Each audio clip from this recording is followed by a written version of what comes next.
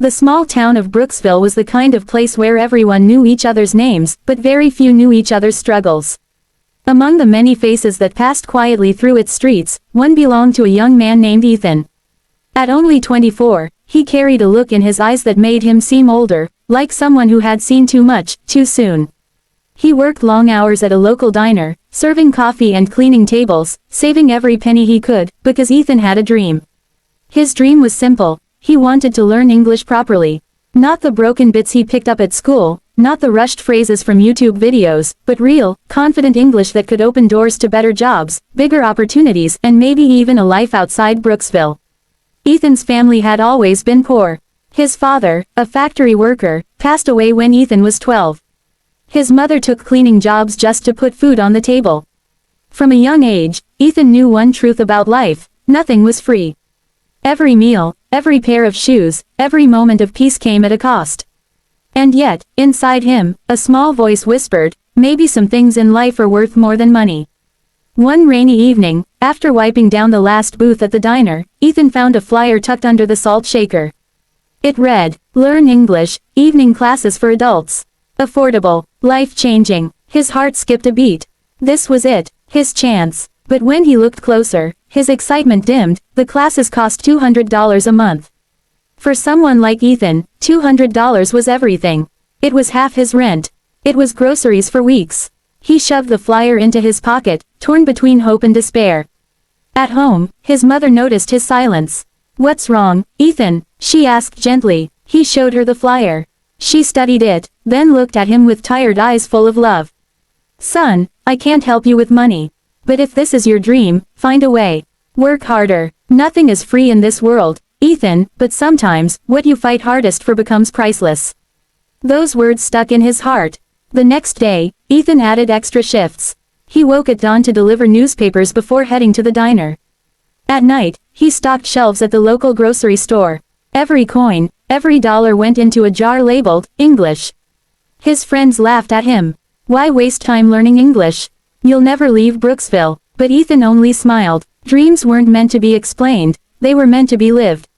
After 3 months, Ethan finally held enough money in his calloused hands.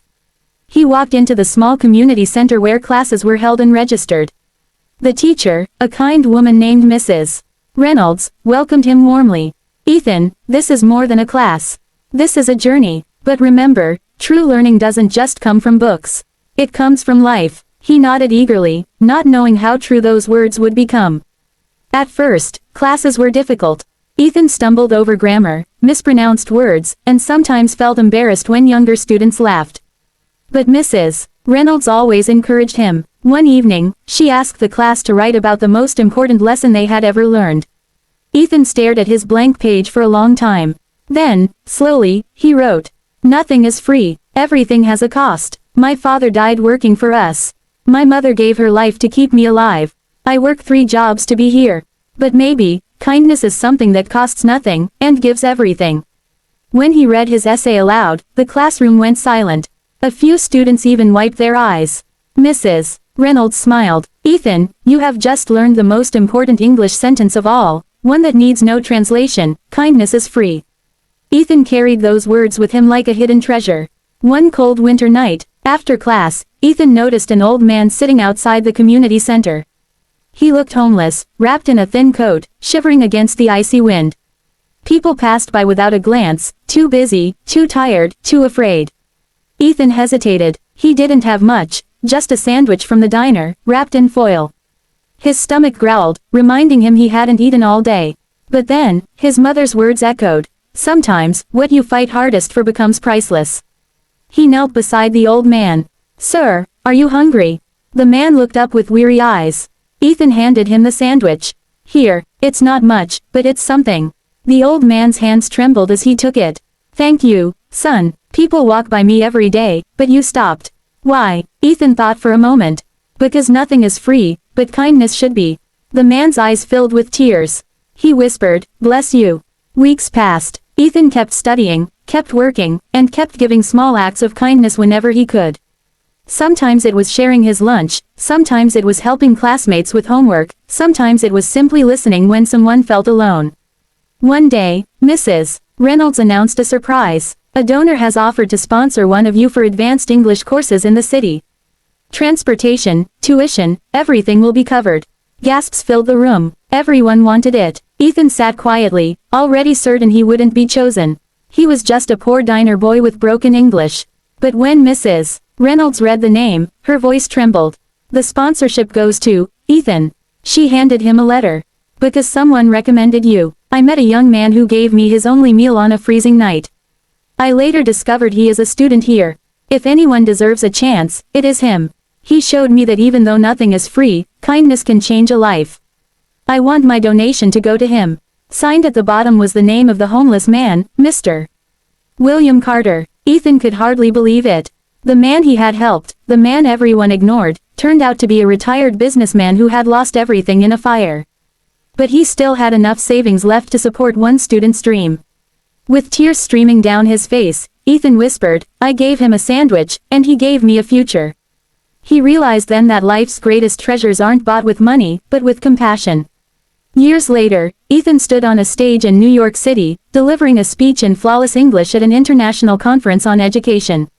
He told his story, not about poverty, not about struggle, but about kindness. I once believed nothing is free, he said, his voice steady. But then I learned something greater. Love is free, kindness is free, and when we give these freely, the world gives back in ways we can never imagine. The audience rose in thunderous applause. Among them sat his mother, her eyes shining with pride, and Mrs. Reynolds, smiling through tears. Ethan had not just learned English, he had learned the language of humanity. Brooksville still remembered Ethan, the boy who worked 3 jobs, the boy who dreamed of learning, the boy who believed nothing was free. But his story spread far beyond his small town. People everywhere began to see the power of a single act of kindness. A sandwich given on a cold night became a scholarship, which became an education, which became a speech that inspired thousands. And Ethan's words lived on. The small town of Brooksville was the kind of place where life moved slowly, where everyone nodded politely at one another in passing but kept their deeper struggles hidden. Among its residents lived a young man named Ethan Miller. At 24, Ethan's eyes carried a weight far older than his years, eyes shaped by hardship, sacrifice, and quiet determination. Ethan worked long hours at a local diner, pouring coffee and wiping down tables. It wasn't glamorous work, but it kept the rent paid and food on the table for him and his aging mother. Yet, behind his tired smile lived a dream, one that kept his spirit alive even on the toughest days. Ethan wanted to learn English properly. Not just the fragments he'd picked up in school, not the broken phrases from movies, but real, confident English that could unlock doors to better jobs, bigger opportunities, and maybe even a life beyond the narrow streets of Brooksville. Ethan's father had been a factory worker, a man whose hands were rough from years of labor. He passed away when Ethan was just 12, leaving behind more debt than savings. His mother had stepped into the role of provider, taking any cleaning job she could find. Ethan quickly understood one hard truth: nothing in life came free. Every meal, every pair of shoes, every moment of peace carried a cost. But deep inside, Ethan believed another truth was waiting to be discovered, that maybe not everything valuable had to be bought with money. One rainy evening, while Ethan was wiping down the last booth at the diner, he spotted a crumpled flyer tucked under a salt shaker. Curious, he picked it up. Learn English, evening classes for adults. Affordable, life-changing. His heart pounded. This was it, the chance he had been waiting for. He could picture himself speaking fluently, applying for better jobs, even inspiring his mother. But then his excitement faltered. At the bottom of the flyer, bold letters spelled the cost: $200 per month. Ethan's chest tightened. $200 was more than just a number. It was half his rent.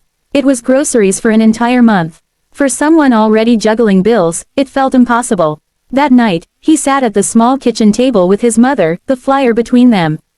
She studied it quietly before speaking. "Son, I can't help you with money," she admitted, her voice gentle but firm. "But if this is your dream, find a way. Work harder. Nothing is free in this world, Ethan. But sometimes, what you fight hardest for becomes priceless." Her words sank deep into his heart. The very next morning, Ethan started looking for more work. He picked up a newspaper delivery route at dawn, then worked his regular shifts at the diner, and in the evenings, he stocked shelves at the local grocery store. His body ached, his eyes burned with exhaustion, but each dollar saved brought him closer to his dream. His friends teased him. Why waste your time learning English? One asked. You'll never leave Brooksville. But Ethan just smiled faintly. Dreams weren't something to be explained to everyone. They were meant to be lived. For 3 long months, Ethan saved every coin, stuffing them into a jar he labeled with a single word, English. And one morning, at last, the jar was full. With trembling hands, Ethan carried the money to the community center listed on the flyer. The classroom was small, filled with mismatched chairs and a whiteboard stained with years of use. Yet to Ethan, it looked like the gateway to a new life. Welcome, said the teacher, a kind woman in her 50s named Mrs. Reynolds. Her warm smile immediately put him at ease. Ethan, this is more than just a class. This is a journey. Remember, true learning doesn't only come from books. It comes from life. Ethan nodded, not realizing then how deeply her words would prove true.